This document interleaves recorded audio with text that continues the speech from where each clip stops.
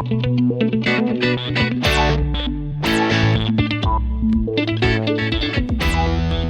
everyone, welcome back to another My Guest List Pod review show. I'm Darren, and this is the companion to my main interview show that I do with podcasters every other week. You can catch that show here on the same feed. If you would like to get in contact with me or submit suggestions and ideas for the show, you can get in touch at My Guest List Pod pretty much everywhere you look. All the links are in the show notes, so check there each week. If you would like to support the show, please subscribe, rate and review wherever you can, or just tell someone about the show that you think might be interested.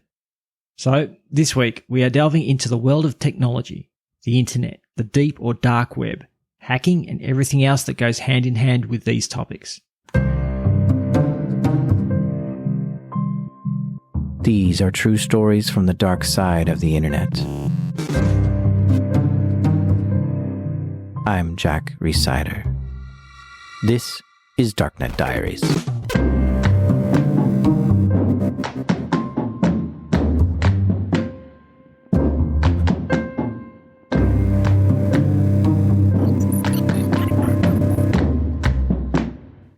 With his show Darknet Diaries, Jack Rhysider reveals, as he explains it in his show, stories from the dark side of the internet.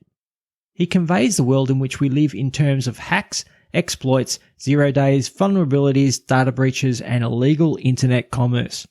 Each week he takes you on a ride through the past and recent history of the connected world and its seedy and dark underbelly. However, you don't have to be a lifelong tech head or work in the industry or even aspire to ever work in the tech field to enjoy his show. Does it help to have some tech knowledge to appreciate the shows? Well, yes it does, but it's not compulsory. That's the beauty of what Darknet Diaries does. Jack explains the intricacies of his stories in a way that provides you with what you need to understand and appreciate each story without being patronizing to listeners without the specialized knowledge of that world. On most occasions, if Jack tells you about a piece of software or a device, he will also give you an example of how it works and what it means for the end user. Here is just one example, but he does it throughout his shows. Sometimes you read the news, and the story sticks with you forever. One such news story I saw was some security news I heard, and I'll always remember it. It was when I first saw a presentation about the NSA ANT catalog. Have you seen this? It's mind-bending. Okay, here's what happened. Someone with access to NSA documents took the ANT catalog and gave it to journalists at Der Spiegel, and then they published it. At first, we thought it was Snowden who leaked these documents, but we're not sure if it was him or a second leaker. I asked Snowden on Twitter if it was him, but he didn't respond. So what's NSA's ANT catalog? ANT stands for Advanced Network Technology, and in this catalog are a list of hacks, exploits, and cyber surveillance devices that the NSA can use for certain missions. If you work at the NSA and you need an exploit, you look through this catalog and then request to get one of these devices or pieces of software. When you look through it, it looks like the work of science fiction, but these are all real devices. Let me point out a few to you. The NSA has created a device, codenamed Cottonmouth. It looks like a typical USB plug, one you'd see on a mouse or a keyboard, but it's actually capturing all the data going through it and wirelessly transmitting that data. It listens for mouse clicks, keyboard strokes, or any other data going through it. Now, the receiver has to be close by, 20 feet maybe, and with a strong antenna and nothing in the way, it could probably transmit much further. So someone can be listening maybe in the room next door to everything that your USB connector is seeing. This is some next-level technology that the NSA developed in 2008, which still isn't even available commercially today. And the ANT catalog even lists a price for this, $20,000 per USB implant. Geez, that's a lot. The NSA ANT catalog has loads of other hacks and implants. There's Dropout Jeep, which is a piece of software that if you can get it onto an iPhone, it'll give you all the text messages, contacts, voicemail, it'll hot mic or open the video camera and get a geolocation of that phone. And there's Firewalk, which is a pretty amazing network sniffer. And there's JetPlow, which is a firmware that gives the NSA backdoor access to a Cisco firewall. And then there's Deity Bounce, which is an implant that goes onto a Dell server, which can get them backdoor access to that. But one of my favorites is called RageMaster. This is a little device that taps into any VGA port. This is the connector that goes from your computer to your monitor. And with this, it can wirelessly transmit everything that VGA connector sees, essentially cloning that monitor to be seen by someone else at a distance. So let's imagine how these hacks might take place. The NSA might intercept a Cisco firewall being delivered somewhere, and they'll open the box carefully, put their firmware on it, and then seal the box back up, and this will give them permanent backdoor access into that firewall whenever they want. Or if they know their target is going to stay at a hotel, they can get a room next door to their target, break into their target's room, install Cottonmouth or RageMaster, and then listen in the other room for the wireless signal to see everything that person was typing and seeing. Even if that person wasn't connected to the wireless or any network at all, this is possible, and it's insanely impressive. And yes, 50 items in this catalog were leaked to the public in 2013, but we only saw descriptions of these devices. No actual devices were seen. Now, upon closer inspection, we see that these items were intended to be used by TAO. Now, TAO stands for Tailored Access Operations, TAO. And it's a unit within NSA that has a primary objective to gather intelligence on computer systems. The people within TAO have access to the most sophisticated hacking tools ever created. They have the budget and ability to spend years on research and development to make insane tools and then use them whenever they need. TAO is NSA's elite hacking force, and they've actually changed their name to Computer Network Operations now, but for this story, I'm going to just keep calling them TAO. Now, when security companies research hacking campaigns, they can't tell for sure who did it, so they give hackers a unique code name. Fancy Bear is what's given to the Russian hackers. Charming Kitten is given to Iran, and so on. But security companies have investigated certain malware that's come from the NSA.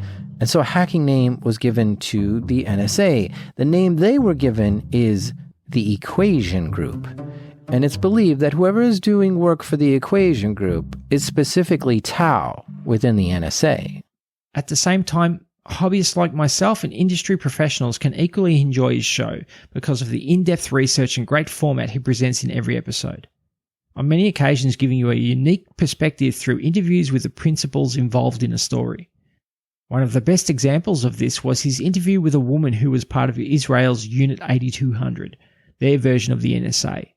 It was an amazing look into an organisation most people probably don't even know exists. Darknet Diaries covers a plethora of subjects, so there is definitely something for everyone to enjoy. The Sony hack, Stuxnet, WannaCry, the JP Morgan Chase data breach, all the big hacks that made the news are here and in a detailed analysis you don't often find. But you also have other, more varied episodes. These include, amongst other topics, the rise and fall of Mt. Gox, Manfred, an episode about a guy that had been hacking online games for the last 20 years, nation-state hackers, individuals caught hacking and that have reformed and now are making a killing in the industry as bug hunters, security researchers finding data breaches, and the vulnerabilities that we never hear about or care about until it means having to update our phone, tablet, or router. But personally, the stories about penetration testers and the teams they work in are my favourites.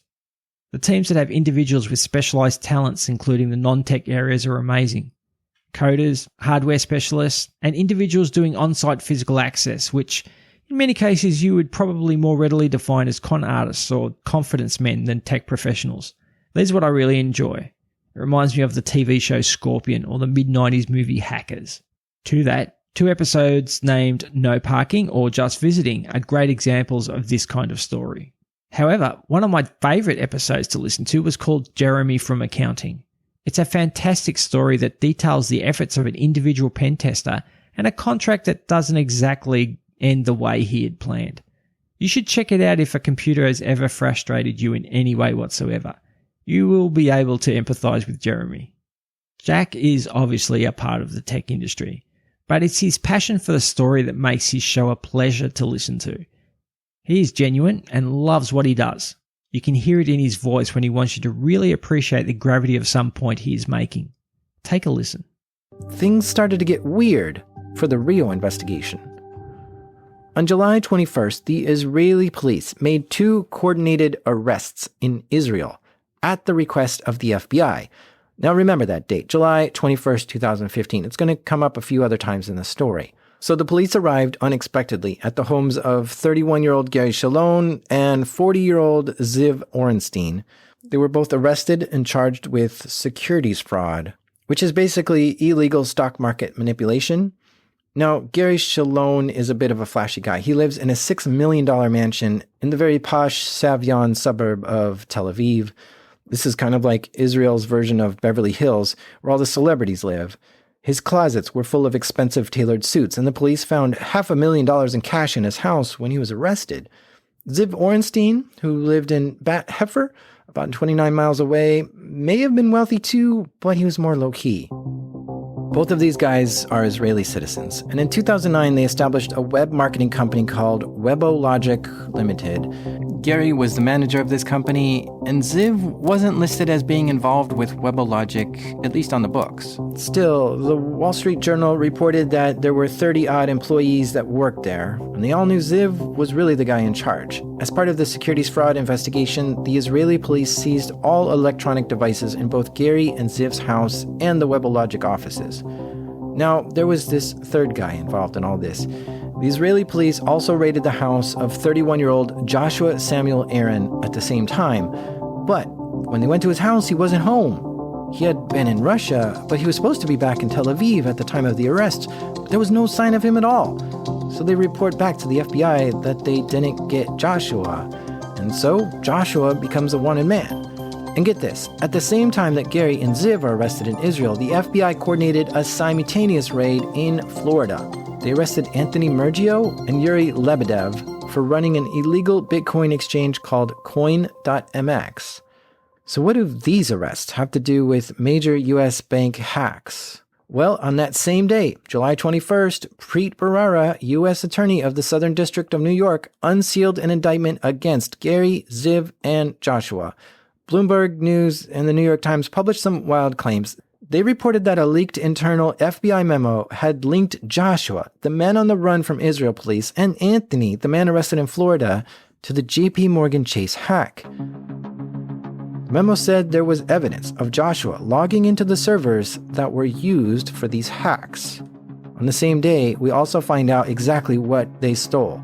I mean, these people attempted to get into 12 banks, and they successfully got into a few of them. They must have done this for monetary gain, right? But did they steal any money? No.